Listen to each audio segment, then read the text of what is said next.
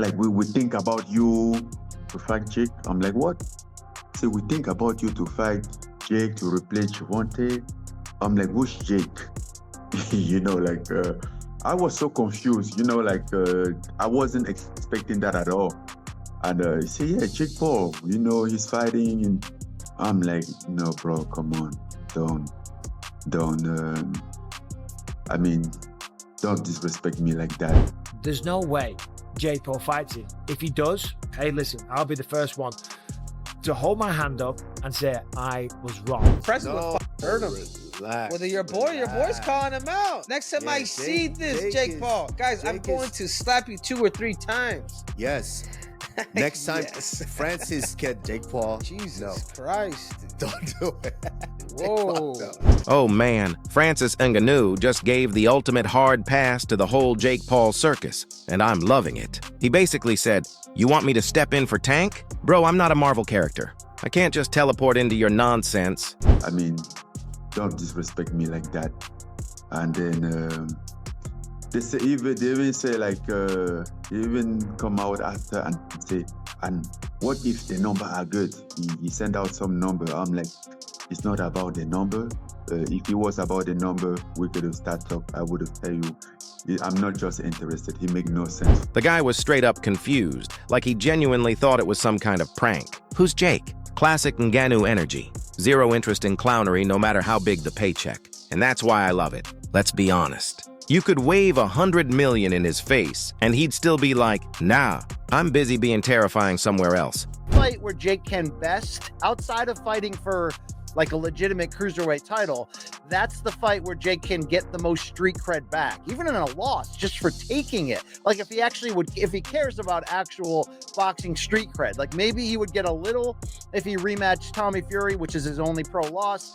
I think the Ngannou fight is his Super Bowl, and I've said that from the beginning, because that's a fight in which I would think almost anyone would pick against him and assume he would get hurt and not. This is pure savage honesty in a sport full of fighters who will say yes to anything with lights and cameras. Ngannou's out here flexing that ultimate combat cred, all size, power, and zero tolerance for Netflix-style brawls. Honestly, Jake Paul trying to reel in Ngannou is like me trying to teach a lion to do Sudoku. Not happening, fam. Flattering, at least, that they're thinking about you and your name is floated around. We know Jake fights get a lot of viewers. It's on Netflix. It must be flattering, though, at least that they think of you for this.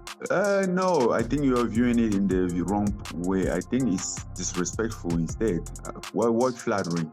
No, I think, yeah. What flattering? Like, come on, maybe I'm wrong, but that's not the way that I see it. But I have no interest into that. And just when you thought Francis Ngannou was untouchable, Daniel Cormier swoops in with that big brother energy, basically telling Jake Paul, easy there, kid, before you end up as a pancake.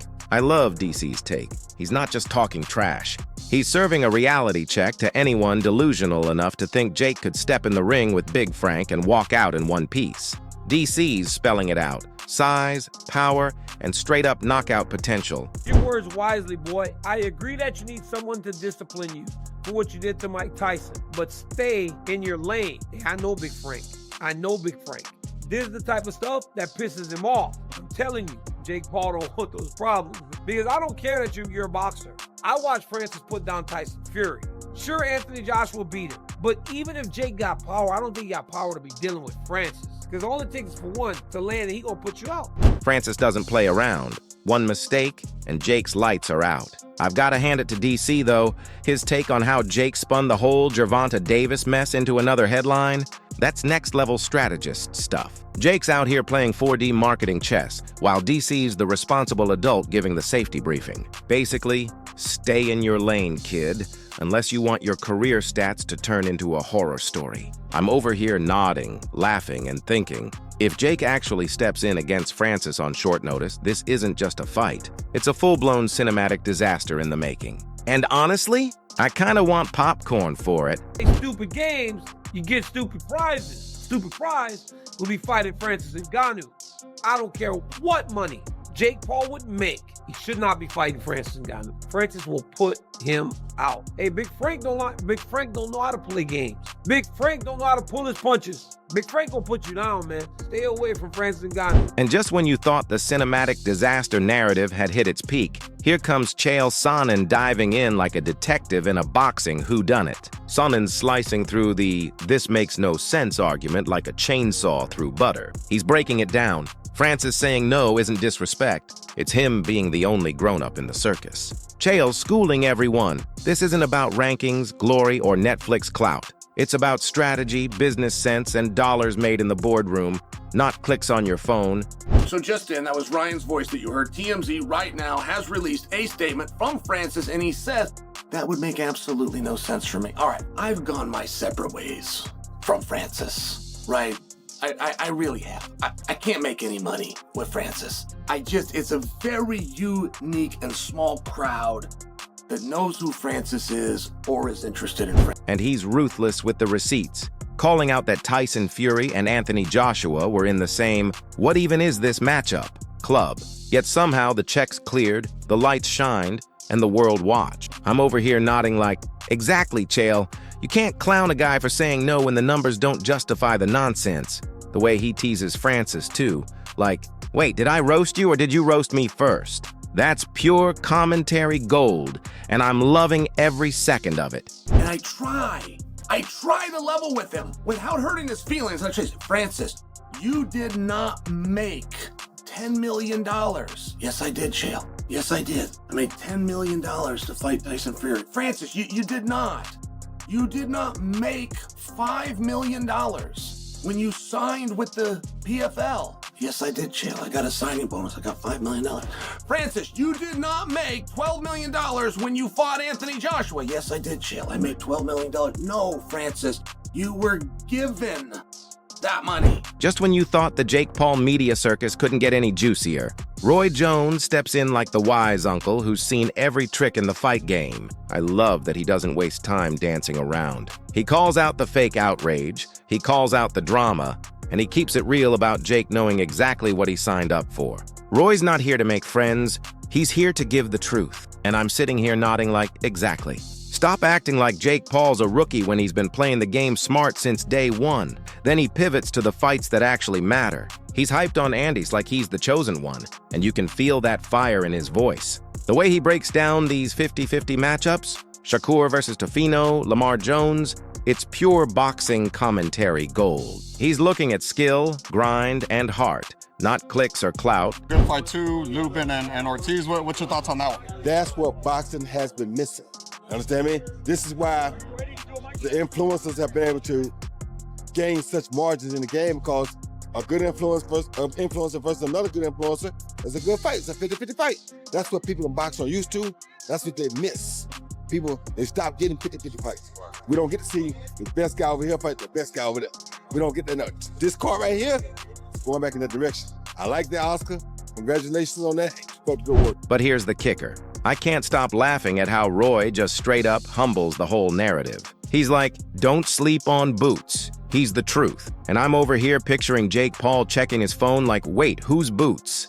This isn't YouTube boxing. This is old school respect, old school skill, old school truths being dropped while everyone else chases drama. And the way Roy weaves in history, Floyd, Manny, Canelo, it's like he's reminding us that boxing isn't about who yells the loudest on Twitter. It's about respect, preparation, and knowing your place in the food chain. Honestly, if you're not watching these 50-50 fights with real analysts breaking them down, you're missing the whole game. Roy Jones just handed us the blueprint and a reality check, all in one. And I'm here for every savage word. I mean, if they can do it and make the money doing it, great move for both of them. I mean, listen, I don't hit on nobody making money. I can't do that. I'd be crazy to do that. You understand me? I'm gonna say it like this, bro.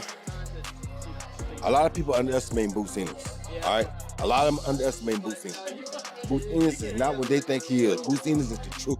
You understand me? They all talk crazy about Boots. Boots ain't nothing but the truth. Right? Just when you thought Roy Jones had roasted Jake Paul and handed out reality checks like candy, here comes Teofimo Lopez sliding into the spotlight like he skipped straight past the holidays and went for the fireworks. I love this kid's energy. He's fresh off watching Ortiz turn Lubin into a highlight reel KO, and now he's talking like he's ready to devour the whole division for breakfast. I'm over here thinking, Teofimo, chill, at least leave some belts for the rest of us. But nope, he's laser-focused, calling out Shakur, dropping hints about world titles and basically saying, 2026, that's my year, baby. The confidence is dripping off him, and honestly, I'm here for it. He's not just hyped, he's building a blueprint for dominance. And we're lucky enough to watch him plot it live. Talk about the big fights, the fights we need. And your fight with Shakur is pretty much confirmed. It's already here. So they say. So they say. So they speak on. Yeah, man. I think just wait a couple weeks from now, or less. I know I just got a big gift of 2026 waiting for me, and I'm excited for it.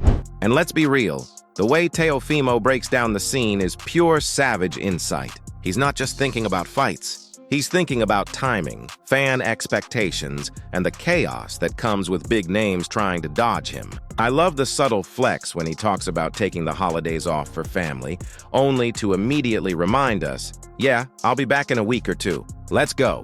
That's how you keep fans on their toes, keep the hype alive, and send a message to anyone even thinking about standing in his way. I don't know about you, but I'm grabbing popcorn because if Teofimo and Shakur actually collide next, this isn't just a fight. It's a boxing storm, and I'm not missing a second. From Francis Ngannou schooling Jake Paul with that ultimate hard pass, to Daniel Cormier dropping knockout-level reality checks, to Chael Sonnen slicing through nonsense like a boxing detective, then Roy Jones handing out savage truths about fighters, to 50-50 matchups and the real respect game, and finally, Teofimo Lopez bursting in like a human firework ready to light up 2026. The boxing world is pure chaos right now, and I am living for every second. This isn't just drama, it's strategy, it's skill, it's entertainment. And it's the ultimate blueprint for how fights, hype, and respect collide in the most unpredictable ways. I feel like this fight is getting underlooked, just maybe it's not official yet, but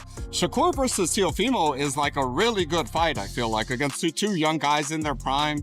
Just stylistically, what does it play out like in the ring, do you think? Another 50-50 fight? A fight that either fighter could win? Depends on who's on the A game that night. Now, I want to hear from you. Who's getting slept on right now? Is Jake Paul finally facing reality, or is Teofimo cooking up the next big blueprint for domination? Drop your hot takes in the comments. Let's debate, argue, and roast each other, but keep it clean. We're here for the boxing, not the drama. And don't forget to like, share, and subscribe to the channel. Your front row seat to every savage, bold, and unpredictable moment in the fight game. Catch you in the next one.